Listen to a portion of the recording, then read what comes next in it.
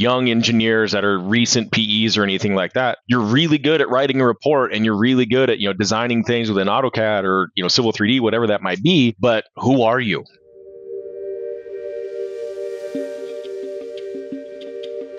Welcome to the Level Design Podcast, a podcast for architects and engineers who want to thrive in this industry by creating more freedom, fulfillment, and financial security. Join us in uncovering how to restore value and honor to the unique people who choose to be designers and caretakers of our built world, and why it's essential to the future of our society, our industry, and our planet. I consider myself a unicorn wrangler every once in a while. Like, hey, I find them. I just had an 18-year geotech, been with the same company for 18 years, finally had enough of the corporate mentality that came in, and he parted ways, went to a smaller company to re-excite him.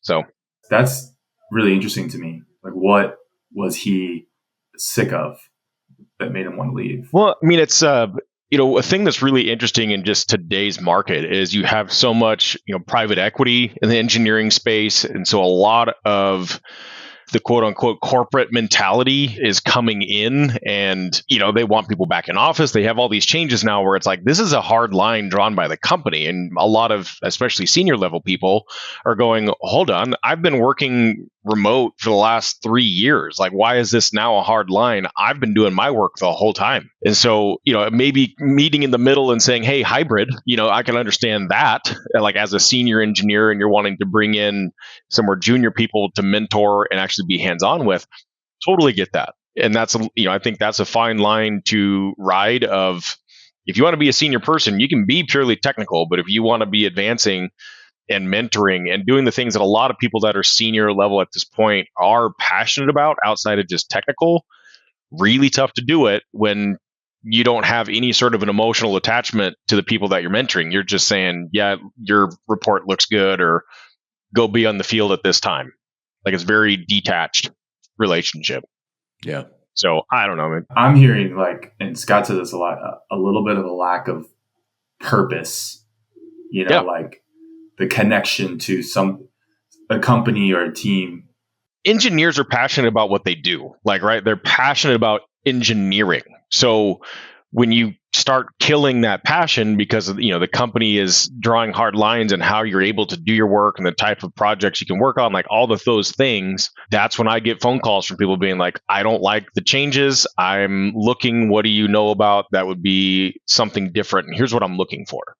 And, me as a recruiter is that I don't try to just, I say it all the time, I don't try to square peg round holes, and actually learn what they're looking for so that when it comes to representing them to a company, I can do just that, do the best thing to represent them versus just like, saw your job description, they seem to check a lot of the boxes here. Like, I can actually give a why as this candidate, why is this candidate motivated? What are they looking for? And the company can make a better call then at that point before they even start interviewing of like, yeah, we can fulfill that, or, here's our opportunity for growth when they go into that initial conversation with somebody. So it's not just a surface level interview either. Brandon, currently one of the motivational things for us to create Level is the statistic about an American designer graduating from an American university, and of course a fair amount of them go back to their countries of origin. Yeah. So there's roughly 70,000 engineers that are in the built world, kind of civil, structural, that graduate a year, and they go into the workforce, and almost 50, 60, more than 60%, depending on the statistics, quit engineering altogether within 5 years. Mm-hmm. Specifically civil engineering, you say? Civil, structural, and architecture, and that built environment. What is going on? What do you think the reason is for that? I think it's a big push on the technology side, personally, with, you see people that go into computer engineering or, some of the different aspects that are more technology driven, not so much, I built that, I can physically see it, like bridges, buildings, foundations, like people aren't as proud of being able to build that stuff as they once were. And the money is a big motivator. I mean, there's more money in technology and doing computer programming than starting off your career working as a civil engineer, making, I think the average right now for an entry level is like 70, 75, somewhere in there, as far as, depending on, obviously cost of living could go up or down. But Yeah, so that civil engineer graduates, that structural civil discipline. They go into the marketplace, and those men and women only, more than half quit. Yeah. Once they're working. That's insane. There's just not enough of there's definitely an expectation on the wages, because I've talked to a lot of young engineers that are like, oh, I've got 2 years of experience. I want to make 110, and they don't have a PE. And I'm like, what?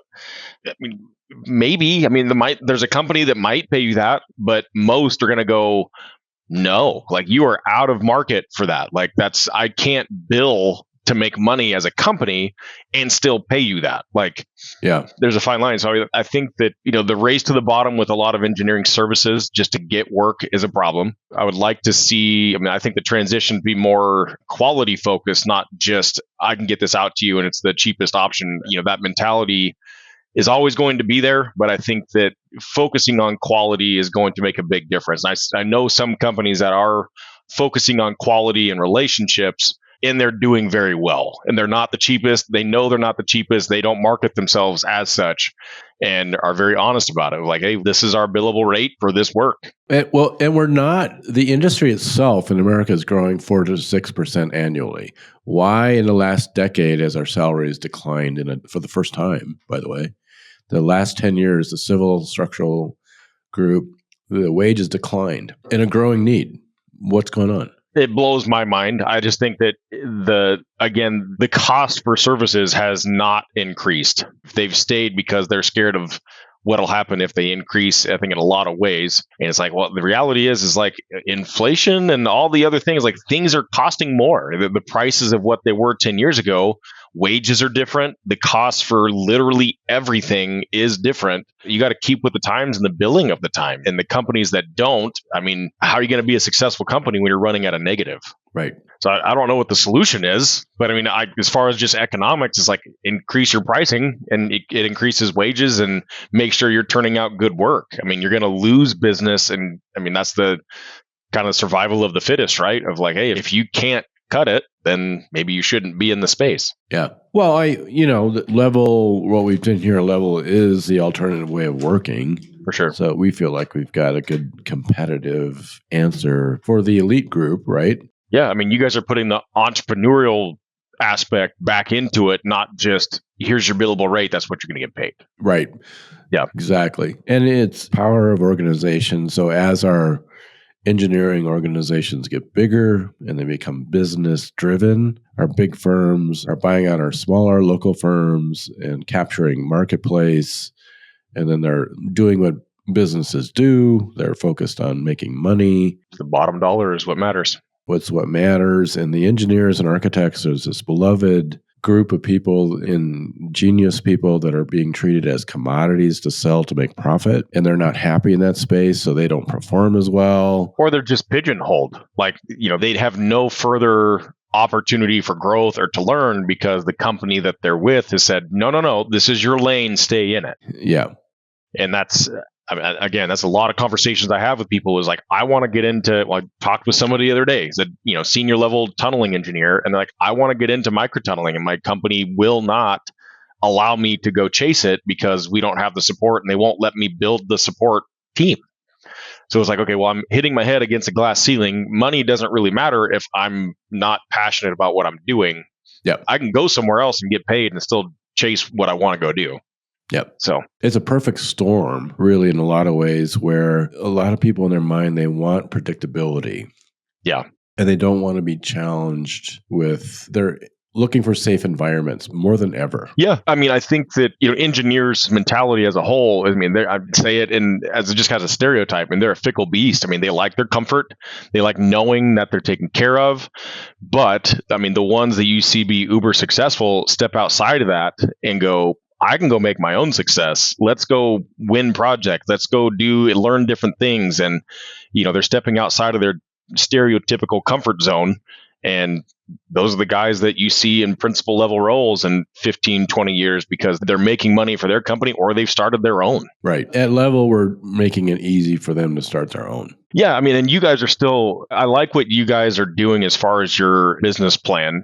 Since we last talked and kind of got a little bit more behind the scenes of the Wizard of Oz here, it's interesting. I think is the easiest way to explain that because you guys are breaking the mold of the typical, you come here, you're a full-time employee, you get paid X, we'll pay you a small percentage of bonuses or whatever that might look like, and you get health insurance and 401k. Like, I'll hire you for as long as it makes sense to me, but I do know I can open an office. I get big enough, I can open an office overseas and my engineers over there, talented, hardworking, $4 an hour. Yep. So my future is get big enough to where I can open a foreign office so I can compete. I'm kidding, by the way. That was a joke. Yeah. Well, companies are doing it. So, I mean, that's the reality of it. Yeah. Yeah, that's the reality. So one would say that's a little scary because we're bleeding out in this country. We're having less and less engineers in America. More and more is overseas. We're not talking about building phones or computers. We're talking about our American infrastructure. Like things that are pretty critical in the general scheme of things. Pretty critical. I kind of like to turn on my water and it's something that's safe, right? And be clean, that's also an aspect to it. Yeah, so it's important. But yeah, in general, it's a perfect storm of a lot of folks are looking for safety. The large firms look very safe. Yeah. And then they look that way. They look that way. Yeah. They market themselves that way. Yep. And so but they get into those systems and there's upset, right? I'm pigeonholed. I don't see my trajectory. I see the middle management getting laid off when there's another merger. Why would I get the middle management? It just seems risky. Yeah. Or another aspect too that I don't hear a lot of people talk about is, acquisitions, somebody that was mentored under a senior person or a senior person recruited somebody into the company. And then 2 months later, senior person's gone because they're now, they're a bottom dollar to a corporation. They're like, oh, we no longer have a need for your role. See ya. Right. And then that person that got recruited there was like, I came here because of that guy. Now what? Yeah. Yeah. My loyalty is now gone. What? But I've only been here 2-3 months. So do you leave? Do you stick around in an environment you're not excited about now? I mean, what do you do?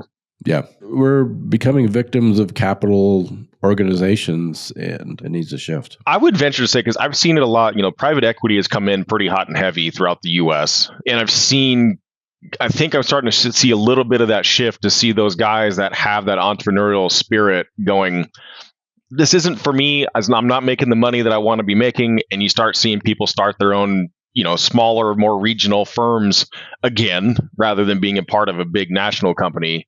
They have the relationships. That's why they're there in the role they were in. So now they can go start their own business, be their own boss, and, sink or swim. You don't have that, life vest necessarily to keep you afloat from the PE side of things, the private equity side. But man, you're creating your own world when you're able to start your own business. It can be priceless for the right person. I mean, and if you have the cojones to chase it, more power to you. Yeah. Is it easy to be an entrepreneur? No.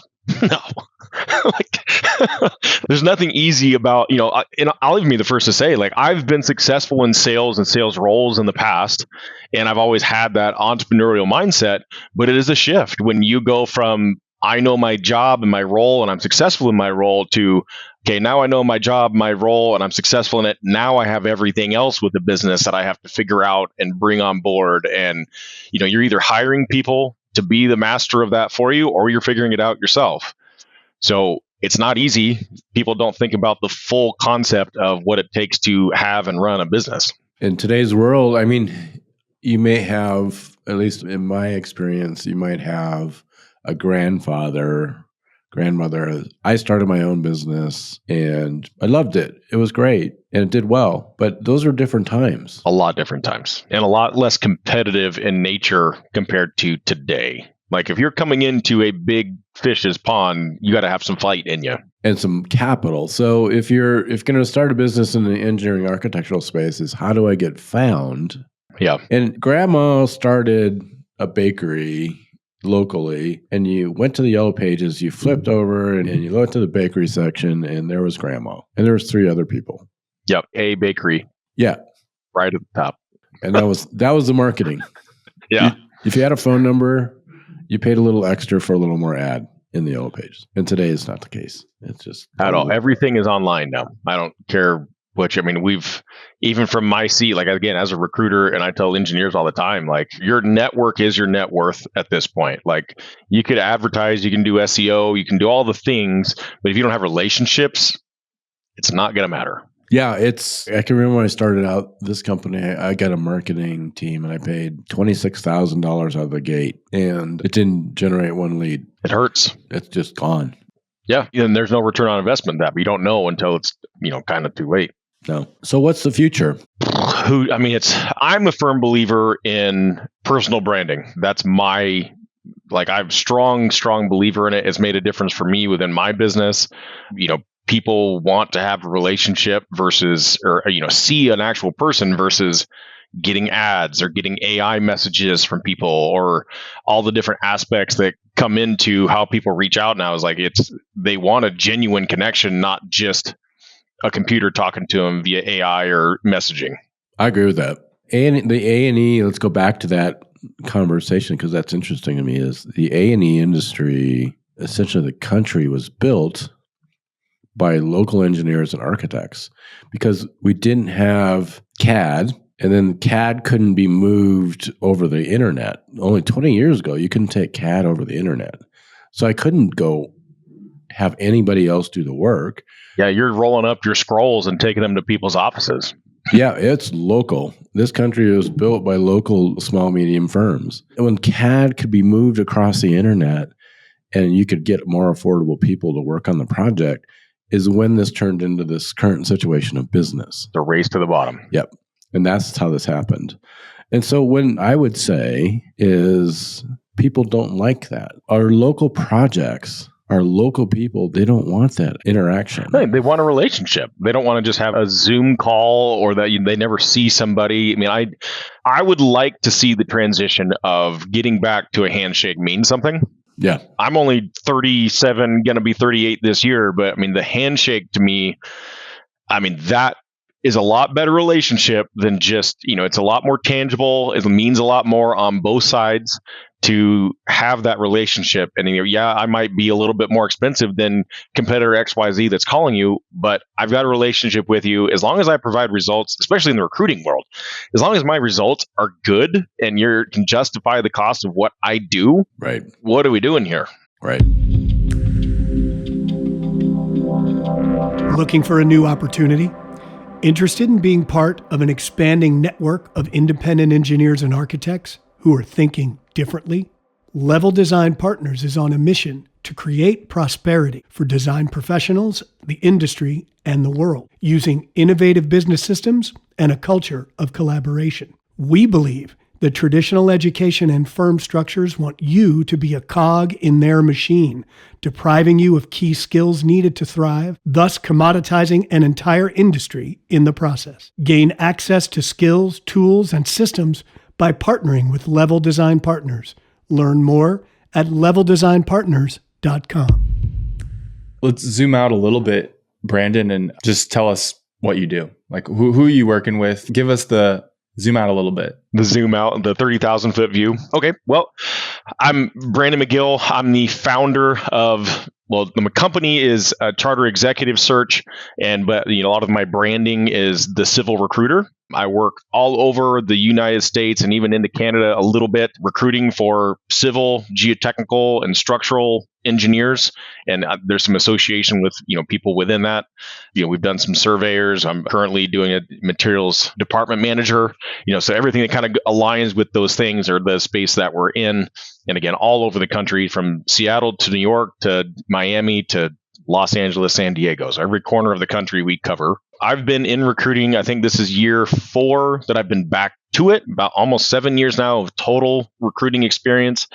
But yeah, I think as Scott and I were talking about, is a big part of it is building relationships with people. I mean, recruiting can be transactional to a lot of people. And I think that's where the bad reputation comes for a lot of people, is it just, you feel transactional, you get ghosted, you have no relationship. It's just take your resume, blast it out to everybody that could potentially want it, and then causes more chaos. And it's very unprofessional to do it that way. But I try to be more relationship focused. I try to talk to candidates and learn what they're really looking for so that when we do find an opportunity, we're creating a win-win for both them and the client for a long-term placement. Like, I would rather somebody stay at a job and be very happy with it than make a placement and that person leaves in 6 months and then nobody's happy in that situation. So, are the candidates you're talking to, I'm just curious, like the demographic a little bit, is it mostly, younger, newer, or a mix? It's a pretty solid mix. I get a lot of new grads that reach out to me in hopes that I can help them find a job. And, unfortunately, as a recruiter, I come with a premium price. So I don't get the chance to help a lot of junior entry-level engineers just because it's a hard cost to justify for that. But I would say anybody that is more in that 4 to maybe 25 year window. So either a PE or close to getting a PE to senior level, executive level, principal level engineer. I mean, we're doing everything in between right now and all over the country again. So, wow. Yeah. It's fun. I enjoy it. It mixes things up for me. It's not just the same thing every day. Yeah, that's great. And I love that you really have created a brand. I mean, I heard about you from a podcast you were on, and a lot of what you were saying really resonated. I don't think it's talked about quite as much, like this gap, if you will. Yeah. Right. This entrepreneurial thing, but also like the gap in talent, like the mentorship side of things. Like, there's going to be this drop off and it's already happening. We've talked about it a little bit already, but like, you were talking about that in a conversation a little bit, and it's like we had to have you on. So I don't know, what are you hearing out there? What's like some trends? I think, and Scott, you might be able to have a little bit more insight to this because I wasn't in the market recruiting at this time. But, in 08, 09, when we had the economy crash, a lot of people were kind of forced out of engineering because there was no work. So there's a big gap from, senior level people that stuck it out and stayed in it. And now junior people coming in, it took a lot of appeal away from civil engineering because of that. And now you have that big wage gaps and people that left and never came back. And now it's trying to rebuild civil engineering as a whole. And you have the senior guys that are trying to mentor and retire out, but they can't, or they feel bad if they do because there's nobody to backfill their seat. Right.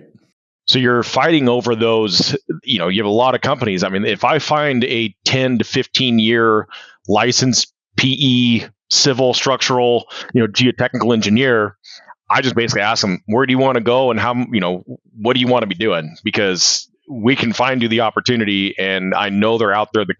Some company is looking for you. Yeah. And it's not totally name your price, but you definitely have you have a strong leg to stand on to negotiate. Yeah, the shortage, what I thought would be, we got a shortage of engineers coming. It feels like it's already here. It's already here. I think I've had this conversation quite a bit, and I think it started with that economy downturn, and now it still just hasn't recovered. And it's the draw to go to it hasn't been there either, because everybody, that's kind of in that level that stuck around or graduated around that time, suffered through it, and they weren't excited about it. They were all worried about their job and like, am I going to have work in 2 months? Because the economy's tanked. Right. Yeah. And then we didn't get the knowledge transfer. The older engineers, they were baby boomers. They could retire. They were on the old retirement systems that don't exist. So they could. So they were gone, and they didn't. And then the downturn, there wasn't a lot of work. So there wasn't there wasn't a younger engineer and older engineer working on a project together, mentoring. So there wasn't a project. And I think that because of that downturn, the mentality around it, a lot of the senior engineers is like, I'm not going to share all of my knowledge because that's what keeps me working and valuable here. If I pass this along to a younger guy, he makes less money, can do my job. Now I'm out. Yep. There was protectionism, which was a new problem in the industry, right? It showed up. We always were mentoring until recently. So yeah, but that mentality, that all encompassing of that time period, and we're still, we're almost 20 years later, and it still is a problem. That gap is there, and it is very blatant. Everybody that is trying to hire sees that gap of, that 10 to 15 year guy, and they're just not readily available. Yep.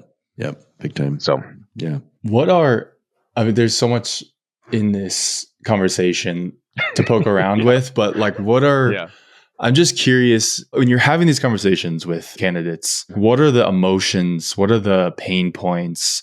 What are they asking? Do they want freedom? Do they want remote work? Obviously, they want money. They want to, respect, like the basic stuff, right? The obvious things. What are some of the intangibles? Yeah, intangibles or maybe things that aren't as widely known that people are looking for nowadays. I think as far as like recently, with the things that stick out in my mind as far as those bullet points that are, again, intangible is people want to be excited about their work. They want to be valued by their company or feel valued by their company. They want to have the opportunity for growth and a path to actually follow. Like if I do X, I get Y. A lot of companies have the problem of pigeonholing, especially the big guys, because they're heavy at the top. I mean, when you have that 10-year guy that wants to be a principal, but you've got 7 principals and they're not going anywhere for 10 years, you're going to lose that guy because you don't have anywhere for him to go and he's going to take an opportunity that allows it. So I think that's a big part of it is just opportunity for growth. Money's always a thing, but you have people that, the entrepreneurial type mindset of like, I'd like to have some actual skin in the game and know that I'm working for something versus just feeding into a machine. And, at the end of the day, what do I get? I get a paycheck and some retirement. And then, as far as like the hybrid remote, I've seen it kind of a transition. A lot of people post-COVID were like, I want remote. This is what I'm doing. I want remote. The downside to that, I guess I would say, is you have those, young engineers that are recent PEs or anything like that. They haven't been mentored because they've been on an island. Like, that's great. You're really good at writing a report and you're really good at, designing things within AutoCAD or, Civil 3D, whatever that might be. But who are you? Yeah. Got to scuff those boots up a little bit. Yeah. I mean, especially, geotechnical space specifically. I mean, you can't really be remote with it. It's a very hands-on, you're out in the field, you're getting dirty in that practice. And if you are saying, I want remote geotech, like all you're going to be doing is writing reports and then analyzing what comes in from a lab. Other than that, I mean, it's your PE is the one that's stamping it a lot of the times. Where are you going to get your growth from if all you're doing is analysis and writing a report that gets reviewed, but your company or employee number 1, 2, 3, 4, rather than somebody knowing who you actually are and can mentor you for what comes next in your career as project management or further, technical knowledge, whatever that might be. Yeah. Such an exciting career, and what we've done to it is almost criminal. It's just... I'll be honest with you. I mean, when I was in school, I wanted to be an architect or a civil engineer. And I learned very quickly, me and math don't get along. So I just kind of lost my nature for it. When I'm like, I got to do calculations by hand. No, I don't think so. This is not going to be a Brandon McGill thing. So, I got into sales and, and I learned different numbers, not calculations. But, now I feel like that kind of drives my passion within my space now as a recruiter, is because I really appreciate the work that the people I'm talking to, what they do. Like, I'm intrigued by having conversations and learning about dams and tunnels and, all sorts of different things that, eventually I may have had exposure to, but, now I get to have the conversations and learn about them, but I don't have to be an expert. I can just learn about it and think it's really cool and let them be the technical expert. Yeah. What drove you guys to kind of start the level engineering mentality? Like, where did you see the gap that you're like, hey, let's fill this and see where this goes? Fundamentally, after over 3 decades, going into the 4th decade, I noticed that my peers, my engineers, architects around me became disenchanted with what we were doing, even angry. And it's not the way it was when I started. And the work is the same. And the volume of work and opportunity is growing.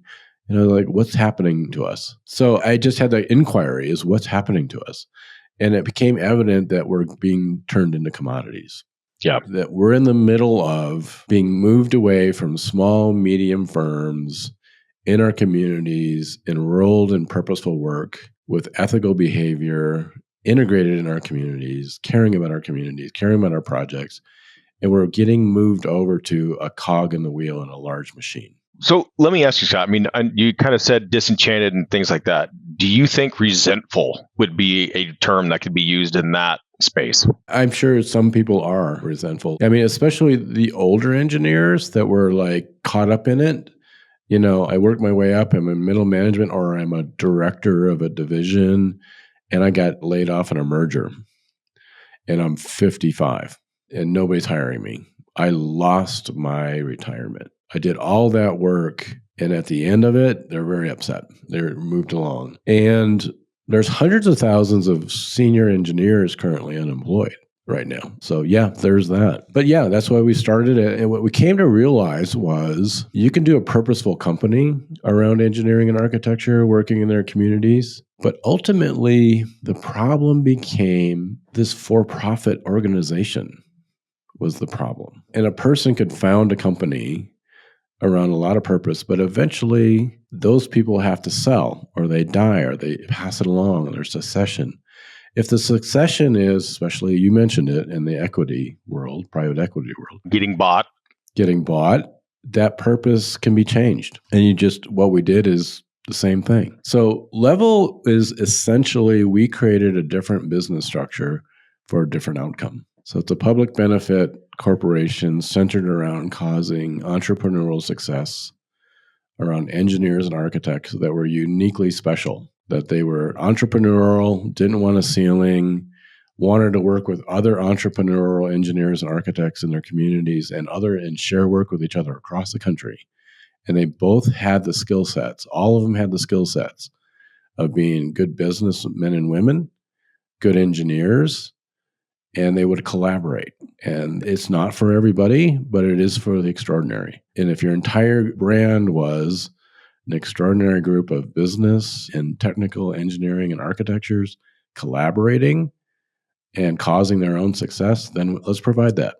Yeah, I like the, again, just coming from sales, I appreciate the eat what you kill mentality. You have support. So, you're not just completely flying solo, but eat more of what you kill. If you're that person that can bring in work, why not? Well, and you're not alone. Entrepreneurism is not easy anymore. So we do provide that here at a massive scale. So we can compete branding wise with the large firms. Yeah, because you guys have that more national or, at the very least regional presence in a lot of ways and can approach it with that. Yeah. So the financial requirement to be seen is done here. Yeah, that's handled. Just show up and bring in projects and we'll help with execution. Yep. And then we have CRMs and ways to manage your business efficiency. But that all funnels to a local person in their community. For sure. Not a large capital profit center. Yeah. You're bringing engineering back to local. And it's a bit of a mission, and we let go of the capital profit making here. Is what we do. And we're about... you need to provide the support, but it's not a money machine for any specific person. The organization's not a money-making machine for itself. It's about making American engineering and architecture exciting again. Yeah, giving people the opportunity to spread their wings a little bit, not just be jammed into a hole because this is your typical career progression. Project engineer, entry-level engineer, project engineer, senior project manager, principal. Like primarily what your path looks like as an engineer. If you're working with a company that's large scale and doing that with this, it's like no, you kind of jump right into that technical lead and project manager if you have the will to do so. Yep. Businessman, businesswoman, engineer. I have support. I have mentors. I have friends. It's lifelong. Nobody's going to fire you. Yeah. Yeah. It's like you're kind of your own boss. Like it's up to you to be successful. Yeah. And then you have that mutual growth with people within your community and the community out of state. You all grow together. And you build together, it's permanency. It's not, you're not moving around anymore. Yeah. And then it gives them that skin in the game too of, hey, I'm making a pretty good percentage on whatever I bring in. Yeah. You can make a killing if you do it that way versus just a straight, here's your hourly rate, here's your salary. If that's important to you, I have a lot of teammates that are more important that they're home with their kids when they want 100%. or whatever their other hobby is, that's more. Well, I would say the caveat to that is the people that are that way, like that's important to them. Something like what you guys have is, you find a decent sized project and you make it profitable, you can make your living what you would be working with somebody else in 6 months, and you have 6 months of the year to go do whatever you want. Exactly. There's a lot more options. Yeah. And flexibility, and I say ultimate flexibility. yeah, and there's just so much more that you can do to be sustainable, to build. Like there's no ceiling. You might have to get over a little bit of like, eat what you kill. You have to learn a couple things, right? But that's another big piece of this. The gap that I think we're filling is like training, collaboration. Like that's a big part of our mission, is to build a collaborative ecosystem where every week it's really cool to watch. Like you have engineers and architects getting together, asking specific questions with each other, with mentorship. Scott's in there. You've got trainings that we're doing where we're bringing people in from the team mostly, but also external, that are talking about all the nuanced things that are just not common in other systems. Well, Brandon, you spoke to it earlier, which I totally agree with, is the older engineers and architects started protecting their knowledge to save their job. But that hierarchy isn't here. So our older engineers share. They share the knowledge. Yeah, it's like you guys have to, or the practice that you were so passionate about, it'll die. Like the knowledge won't pass, which will mean less quality work when that comes in, because if it's focused on the dollar, you're going to have poor results out of cheap engineering. I mean, that's reality. Like we're just going to be focused on the dollar versus the quality. You got to make sure that the quality increases so that our bridges don't fall apart and buildings don't collapse and things don't sink. And there's a lot of unforeseen that happens in the next decade that engineers are a part of, but you don't see the repercussions until it's too late. But I guess that's good. We have forensic engineers, I guess. There's all sides to that. I'm curious, Brandon, what's on the horizon for you? Like, what are you excited about? What are you working on in your business with your candidate clients? I'm not sure what you call them. But yeah, what's the future look like? What are you excited about? I mean, one thing that is kind of my initial goal is, and you probably have seen it too, is like I want to become a subject matter expert in my space. So, building personal brand and getting to know people so that, if we do need to be, quote unquote, cold calling out for, our clients that are trying to fill a role, they're not so much a cold call. Like it's a warm call. People know who we are. We have relationships with a lot of people. And I want to be known more for being that quality recruiter versus that just transactional, pay me, I'm out, see you later, never going to answer my phone again. I don't know who you are. I'm human, so I'm sure that I've missed some getting back to people and, all the things that come along with recruiting. But I noticed that with you. That's my goal. I mean, I picked up the phone and called you and you picked up immediately. I was actually kind of shocked. I was driving home from taking my family. We had a night away somewhere and I was like, who is this? And I just naturally answer the phone like, hello? Oh, crap. I probably should have answered this driving. But yeah, that's how you run. But yeah, I mean, that's a big part of it, man. It's just being relational. Being available is a big part of recruiting. I have a busy schedule, but if I need to fit somebody in, I'll find ways to fit people in. And again, man, just kind of I want to be an advocate for candidates that are looking to advance their career. I have a pretty healthy passion within that because I felt like in my own career, I've been my biggest advocate and I'm able to try to do things for myself. I've had opportunities and made the most of opportunities, but I still had to make the most of those opportunities. Yeah. And then even like career growth from there is like I always felt like I was hitting a glass ceiling. And now I get the opportunity, being, the owner of this firm, that I get to help others get past that glass ceiling. Yeah. So that's got to feel good. Are there any markets that you're noticing, like areas in the country that are busier? Yeah, busier, like candidates that are popping out that aren't being connected with jobs and firms or vice versa? Oh man, if I had engineers that wanted to move to Ohio, Kentucky, Michigan right now, I'd be owning my own island.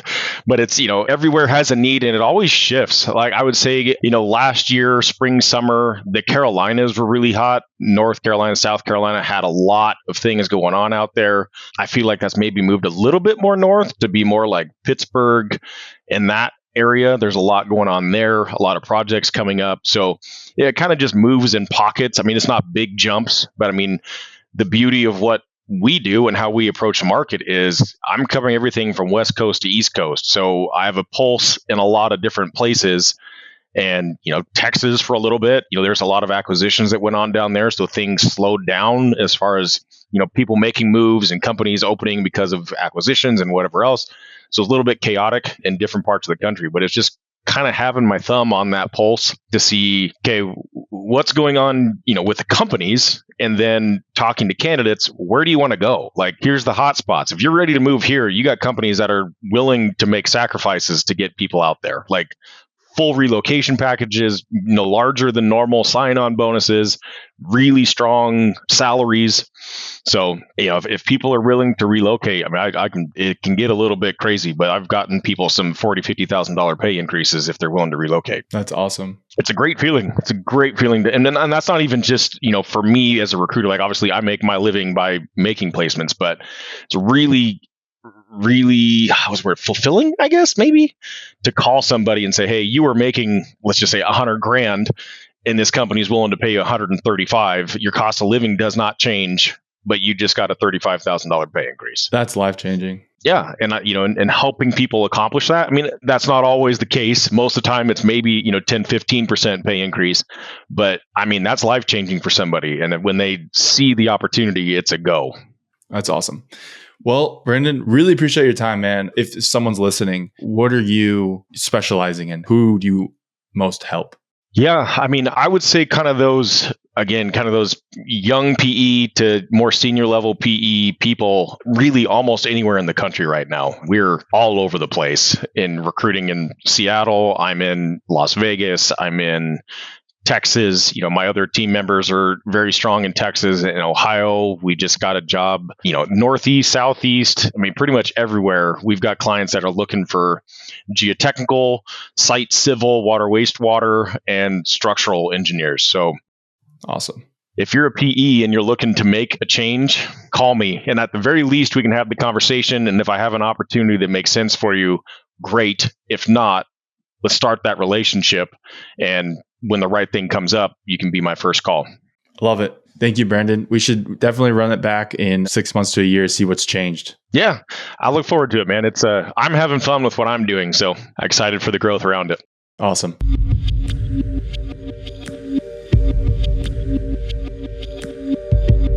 Thanks for listening. If you found value in this episode, support us by sharing it with someone or leaving a review. In upcoming episodes, we'll discuss the realities of the industry today and what the future may look like. It's our belief that positive changes for architects and engineers is not the obligation of the industry, but rather a choice you make to reimagine how we work together. We invite you to join us in creating a world in which design professionals thrive. Learn about our mission and get involved by following us wherever you listen to podcasts and subscribing to our newsletter at leveldesignpartners.com.